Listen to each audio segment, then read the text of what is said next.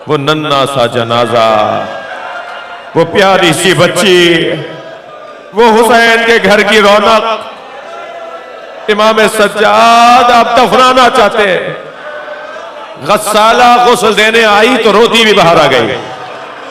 इमाम सज्जाद के सामने बैठ के कहने लगी, आपकी बहन को क्या बीमारी थी? आपकी बहन किस बीमारी में दुनिया से गई है? इमाम ने फरमाया, मेरी बहन को कोई बीमारी नहीं थी। कहने लगी, जब मैंने कुर्ता अलहदा किया है तो बदन पे नीले निशान। इमाम ने फरमाया, ये ताजियानों का निशान। जमीन पर जन्नत। जन्नत किसे कहते हैं? जन्नत उसे कहते हैं ना जो सुकून मिलेगा, चैन मिलेगा, आराम मिलेगा, मुतमईन इत्मीनान मिलेगा। जी, जन्नत उसे कहते हैं ना। वरना कोई सेब खाने के लिए और अनार खाने के लिए तो जन्नत में नहीं जाना। सेब और अनार हो और इत्मीनान ना हो, सुकून ना हो, चैन ना हो, तो फिर वो जन्नत नहीं है। कुछ भी ना हो मगर चैन हो तो कहते हैं जी जन्नत है। मेरा घर जन्नत है। टपकता जरूर है पानी में, बारिश में, मगर मेरा घर जन्नत है। क्यों वो टपकता हुआ घर, क्यों वो शतीर का बना हुआ और सरकंडों का बनी हुई छत, क्यों वो ऐसा खस्ता घर हमें अच्छा लग रहा है? इसलिए कि उस घर में इत्मीनान है, सुकून है, चैन है। किसी का तो सोने चांदी की टूटियों वाले घर के अंदर इत्मीनान नहीं होता, वो उसकी जन्नत नहीं होती। और किसी का टपकता हुआ घर उसकी जन्नत होती है। तो जन्नत का मतलब जहां चैन मिले। जब हम करबला जाते हैं तो हमें लगता है हम जमीन पर जन्नत में आए, वापस आने को दिल ही नहीं करता, इसलिए कि वहां की फिजाओं में फरिश्तों के पर हैं, वहां की फिजाओं में अंबिया की आमद और रफ्त है, औलिया इलाही की निशिस्त बर्खास्त है। वहां 5000 फरिश्ते तो फज्र में उनकी ड्यूटी तब्दील होती है। हदीस सुनाई है मैंने आपको, 5000 फरिश्ते फज्र में उनकी ड्यूटी तब्दील होती है। ये वापस जाते हैं और दूसरे 5000 आते हैं जो इमाम हुसैन की गुंबद पर रहते हैं, इमाम के हरम में रहते हैं, उस फिजा में रहते हैं। कुछ और जगह है जहां जाने के बाद इंसान को लगता है जैसे चैन और सुकून में आ गया हो। जो चैन और सुकून दे रहा होता है उसके चेहरे पे अली असगर का खून लगा हुआ होता है। जो अपने ज़ायरीन को इत्मीनान अता करता है उसकी पेशानी पे पत्थर मारा गया। अजरुकम अल्लाह। जो अपने चाहने वालों को इत्मीनान क़ल्ब की दौलत से नवाजता है वो था कि जिसे घोड़े से गिराने के लिए सीने पे तीरे से शोभा मारा गया। जब इमाम के सीने पे वो तीर लगा ना, मारने वाले ने किस ताकत से मारा है। अजरुकम अल्लाह, अजरुकम अल्लाह, कि इमाम के कमर से वो तीर निकल रहा था। इमाम के कमर से वो तीर निकल रहा था। इमाम ने चाहा कि उसे निकालें तो वो निकला नहीं, तो उसकी डंडी अपने सीने से उसकी डंडी को तोड़ा और फिर जुलजना से कहा, मुझसे बैठा नहीं जा रहा। अजरुकम अल्लाह, अजरुकम अल्लाह, ए रहबार, ए जुलजना, अब मुझसे तेरी पुश पे बैठा नहीं जा रहा। सुनेंगे 50 साल से इमाम हुसैन के साथ था ये घोड़ा। जो घोड़े पालते हैं या जानते हैं घोड़ों के बारे में, वो जानते हैं कि घोड़ा 25 साल में मर जाता है। घोड़ा 25 साल में बूढ़ा होकर मर जाता है। घोड़े की उम्र 25 साल से ज्यादा है ही नहीं। मगर ये इमाम हुसैन का जुलजना नबी ने दिया था इमाम हुसैन को। खुद नबी भी इस पे बैठे थे। तभी तो कहा था पिसरे साद ने, कोई जुलजना को तीर ना मारे। मैंने बचपन में नबी को इस पे बैठे देखा है। इसे पकड़ कर लाओ, मैं तबर्रुक के तौर पे रखूंगा। मैं इसे तबर्रुक के तौर पर अपनी सवारियों में रखूंगा, इसका बड़ा ख्याल करूंगा। गए थे सिपाही जुलजना को पकड़ने के लिए, जो 2-4 करके जाते रहे।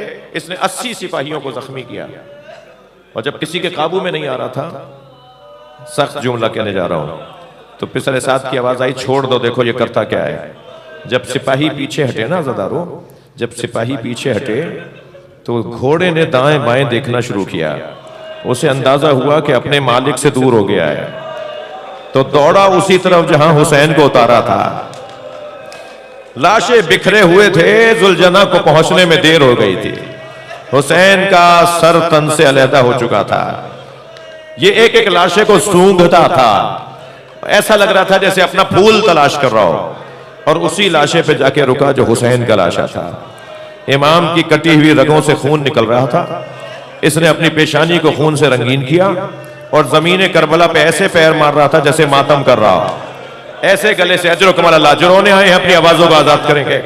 जब आप बुलंद आवाज से रोते हैं, इमाम सादिक दुआ देते हैं, इमाम रिजा दुआ देते हैं बुलंद रोने वालों, अजर कमाल अल्लाह। अपने गले से ऐसे आवाज निकाल रहा था जैसे नौहा पड़ रहा हो। और दौड़ता हुआ गया है खैमागाह की तरफ। आपने बहुत सुना होगा कि बेटियों को बाप से प्यार होता है, बाप भी बेटियों को बेटों के निस्बत ज्यादा चाहते हैं। मैंने करबला के मैदान में देखा, जुलजना ढूंढ रहा था कि सकीना कहां है, और उसी खेमे पे जाके रुका जिसमें बीबी सकीना थी। जब उसने आवाज निकाली है, खेमे के अंदर आवाज पहुंची है कि घोड़ा आ गया है, तो आप सोच सकते हैं एक बेटी की कैफियत। जनाबे सकीना कितनी जल्दी बाहर आई होंगी। जब बाहर आई तो पहला मंजर तो ये देखा कि घोड़ा तो आया है, बाबा नहीं आए। तो समझ तो गई कि बाबा अब आएंगे नहीं, लेकिन जनाबे सकीना ने इंतहाई विकार के साथ, कुर्बान जाए समझदारियां कुर्बान हो सकीना पर, अक्ल फरासत कुर्बान हो जनाबे सकीना पर, इंतहाई विकार के साथ कदम उठाए और करीब आकर घोड़े की गर्दन पे हाथ रख के फरमाया, या जवादो अभी। इस जुलजना के लिए जनाबे सकीना का ये जुमला बहुत बड़ा एजाज है। या जवादो अभी, ए मेरे बाबा के बावफा घोड़े। हाँ, सकीना अगर कहे ना, ए मेरे बाबा के बावफा घोड़े, या जवादो अभी, ए मेरे बाबा के बावफा घोड़े, हल सुखया अभी अम कुतिला शाना, मुझे बस इतना बता दे पानी पिलाकर मारा।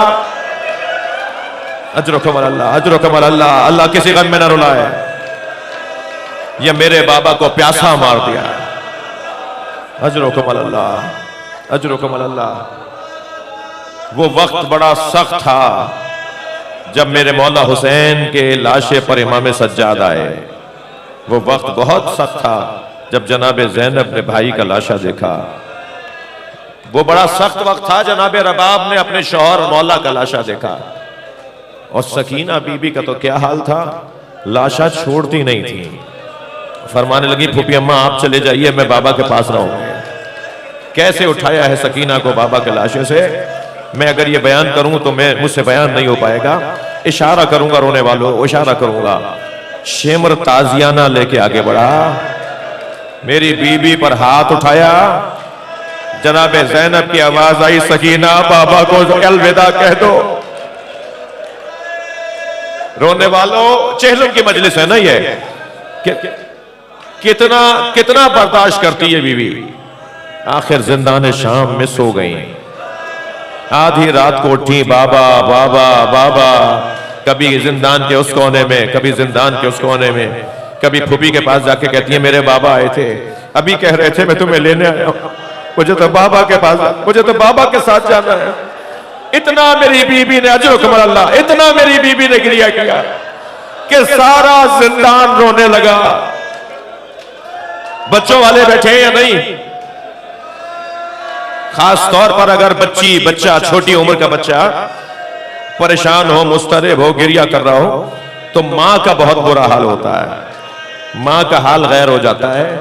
मुझे नहीं पता जनाबे रबाब की कैफियत क्या है, मगर इतना जरूर है कि इतना बीबियों ने गिरिया किया सकीना के साथ कि जिंदान की दीवारें भी रोने लगी।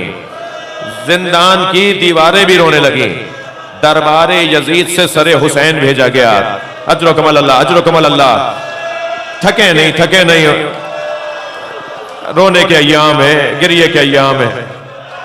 सरे हुसैन, दरबारे शाम, दरबारे यजीद से सरे हुसैन भेजा गया। बीबी के सामने जब लाके तश्त रखा गया ना, कनीजें सर लेकर आई, और जब तश्त रखा गया, रुमाल हटाया गया, तो कुछ फासले पर थी जनाब सकीना। इमाम सज्जाद से पूछा, भैया भैया भैया ये किसका सर है? कहा ये बाबा का सर है।